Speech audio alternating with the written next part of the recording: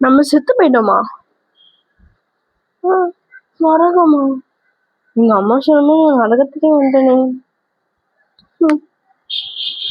Hi, நீங்க தான் ML தர்மராஜாவா? My self பதவி. உங்ககிட்ட யூடியூப், இன்ஸ்டாகிராம், சோஷியல் மீடியா இந்த மாதிரி ஆப் இருக்கு இல்லையா?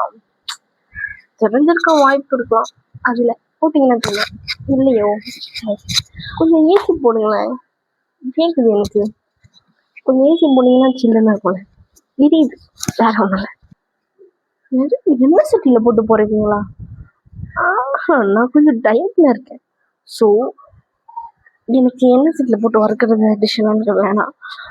நீங்க வேணா ரைஸ், குழம்பு அந்த மாதிரி கொஞ்சம் ஹெல்த்தியா கொடுங்களேன், சாப்பிட்றேன்.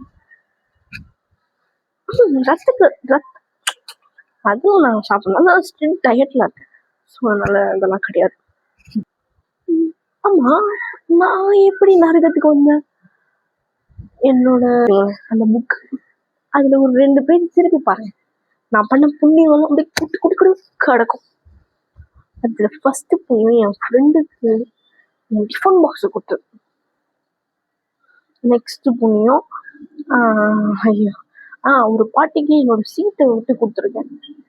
அப்புறம் 3வது புண்ணியம் எங்க அம்மாவுக்கும் வெஜிடபிள்ஸ் கட் பண்ணி கொடுத்துருக்கேன். இதெல்லாம் புண்ணியத்துல சேருங்க. அப்புறம் இது யோசிச்சு சொல்றேன். என் தங்கச்சி என் ட்ரெஸ்ஸை கொடுத்துருக்கேன். இதெல்லாம் புண்ணியத்துல சேருங்க. இதெல்லாம் புண்ணியம் கணக்கு இல்லையா? இதை மட்டும் நீங்க புண்ணியத்துல சேர்க்கலாம், நான் கெட்ட கோவம் ஆயிடுது. என் தம்பிக்கு ஒரு நாள் தண்ணி கேட்டாங்க, தண்ணி கொடுத்தேன். அந்த புண்ணியம் இருக்கான்னு பாருங்க. இல்லையா? விட்டு தான் நான் தண்ணி எடுத்து கொடுத்துருக்க மாட்டேன்.